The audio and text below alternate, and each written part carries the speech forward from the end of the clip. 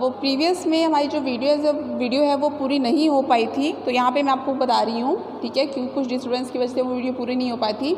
आपको बोला था create table department on the basis of following table instance chart, ठीक है। तो हमने क्या कर दिया, यूज़ क्लास कर दिया क्रिएट टेबल डिपार्टमेंट, फिर ले लिया टेबल आईडी। क्या क्या चीज़ें दी हमें बोला हुआ है टेबल की आईडी बताया हुआ है, ठीक है, क्रिएट टेबल आईडी का दिया हमने, और वो दिया हुआ है हमारे पास डाटा टाइप क्या दिया उसका नंबर में, तो डाटा टाइप नंबर में लिखा हुआ है हमारे पास बनाने के लिए, तो हमने लिख दिया इंट 8। कितनी वैल्यूज़ दे रखी है नंबर की आईडी की, 8 वैल्यूज़ दे रखी है। सेकंड दे रखा है इन्होंने नेम दे रखा है, और नेम का डाटा टाइप दिया है इन्होंने varchar, तो नेम आपने varchar में ले लिया। क्लियर है। उसके बाद अब तुमने इसके अंदर वैल्यूज़ को इंसर्ट करना है, तो सिंपल वैल्यूज़ इंसर्ट करोगे, इंसर्ट इनटू डिपार्टमेंट वैल्यूज़, और वैल्यूज़ आपकी डबल कोट्स में, लास्ट में सेमी कॉलन, ठीक है। तो कई बार क्वेश्चन आपका इस तरह से भी आ जाता है कि इस चीज़ का आपने एक टेबल बनाना है। तो टेबल कैसे बनाओगे, आप देखोगे कौन सा कॉलम दिया हुआ है, कॉलम नेम दिया है आपको आईडी और नेम, फिर उनका डाटा टाइप दिया हुआ है, डाटा टाइप दिया नंबर के लिए यूज़ करते हैं इंटीजर, और सेकंड दिया है varchar एज इट यूज़ करेगा। फिर लेंथ वैल्यू दे रखी है, नंबर की वैल्यू कितनी लेनी है 8, और varchar की वैल्यू लेनी है 25, तो वो आपने 25 लेनी है। क्लियर है। आ जाइए नेक्स्ट प्रोग्राम के ऊपर। नेक्स्ट प्रोग्राम दिया हुआ है write the SQL queries for the following on the basis of the table employ and department of database bank, ठीक है। दो टेबल है हमारे पास, एम्प्लॉय और डिपार्टमेंट, उसके ऊपर हमें जो है क्वेरीज को करना है। तो देखो पहले जो है हमने टेबल बना दिया था एक डिपार्टमेंट नाम का, अब दिया है create database bank 2 table employ and department in, ठीक है। एक टेबल बना दिया, डाटाबेस इसका नाम दे दिया बैंक नाम का डाटाबेस है, और उसके अंदर हमने 2 टेबल बना दिए एम्प्लॉयज़ और डिपार्टमेंट के, and display the output as per question, और यहाँ पे जस्ट उन्होंने आउटपुट को ही लिया है। तो पहले तुमने क्या किया, क्रिएट डाटाबेस बैंक नाम का दे दिया, फिर यूज़ बैंक का दिया। अब इसके अंदर इस डाटाबेस में हमने 2 टेबल बनाने हैं। फर्स्ट टेबल बना दिया एम्प्लॉय का, एम्प्लॉय नेम आईडी, जो भी चीज़ें हमारे पास गिवन थी, जैसे एम्प्लॉय नंबर दिया है, एम्प्लॉय नेम दिया हुआ है, सैलरी दिया हुआ है, और जो है उसका जो है लास्ट वन दिया हुआ है, उसका ग्रेड दिया हुआ है, then age, not grade but it's zone, यहाँ पे जोन है आपका, then age, then grade, then department, ठीक है। ये तो आपका एम्प्लॉय नाम का टेबल बन गया, और इसके अंदर तुमने वैल्यूज़ को इंसर्ट कर दिया।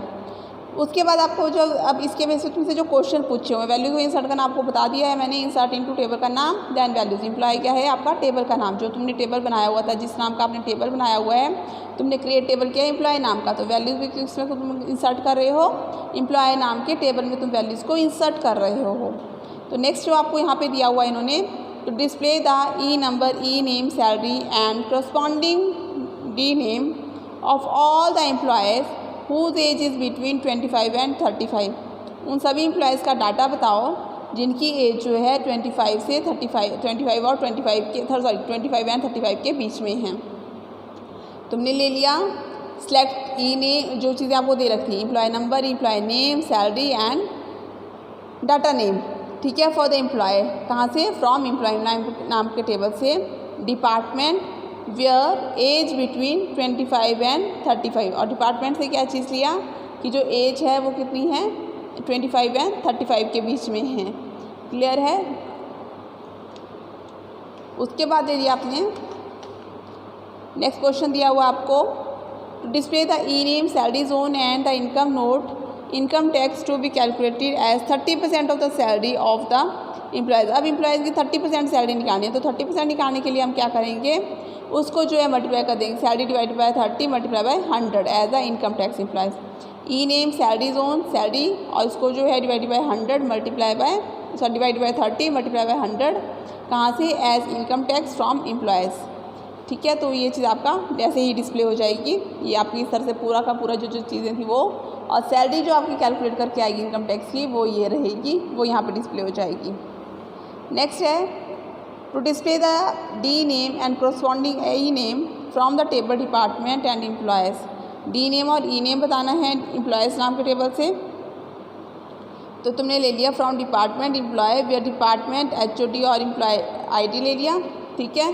तो यही चीज़ें आपके यहाँ पे डिस्प्ले हो गई आपको, क्योंकि जो चीज़ें तुमने ली हैं वो तुमने डिस्प्ले करा दी। क्लियर है। तो ये आपका जो है सेकंड जो है प्रोग्राम वो कंप्लीट होता है। नेक्स्ट प्रोग्राम देखिए, right the command of the script. तो देखो यहाँ पे जो मैं आपको करवा रही हूँ टेबल क्रिएट करने का स्टेप सेम रहेगा, इन्होंने टेबल क्रिएट किए हुए हैं। वैल्यूज इंसर्ट करने का स्टेप सेम रहेगा। कुछ एक क्वेरी जो एक्स्ट्रा टैग्स हैं वो यहाँ पे यूज़ किए हुए हैं, एक्स्ट्रा जो क्वेरीज हैं वो ही हम डिस्कस करेंगे। तो नेक्स्ट क्वेरी है हमारे पास, to display the detail of the product whose price is in the range of 40 and 120। उन प्रोडक्ट्स के प्राइस बताइए जिनका जो है प्राइस 40 एंड 120 के बीच में है। Select star from the product wear price between 40 and 120। ठीक है, तो वही प्रोडक्ट आपको डिस्प्ले हो जाएंगे। तुमने पहले जो टेबल बनाए हैं वहीं से ये चीज़ आपका लिया हुआ है। नेक्स्ट है, to display the client name city from table client and product name and price from the table product where their corresponding matching is PID. Select client name, city, product price name and product where client ID and product ID जो आपको ये mention की हुई है। जो दिया होता है वही तुम्हें लिखना होता है, उसी के बेसिस में बनाना होता है। नेक्स्ट है, to increase the price of all the products by 20 से उनको इंक्रीज करना है तो आपने क्या कर देना है, अल्टर कमांड का यहाँ से गौर करें, alter table product modify price plus 20। ये चीज़ आप कर दोगे, अल्टर करोगे। अल्टर मीन्स तुमने कुछ मॉडिफिकेशन उसकी करनी है तो आप जो है अल्टर कमांड का यूज़ करोगे। क्लियर है? तो मेरा मेन मोटिव आपको इनकी डिफरेंट क्वेरीज करवाने का यही है कि आपको जो है सारी की सारी जो डिफरेंट क्वेरीज हैं वो चीज़ आप यहाँ पे कर लें।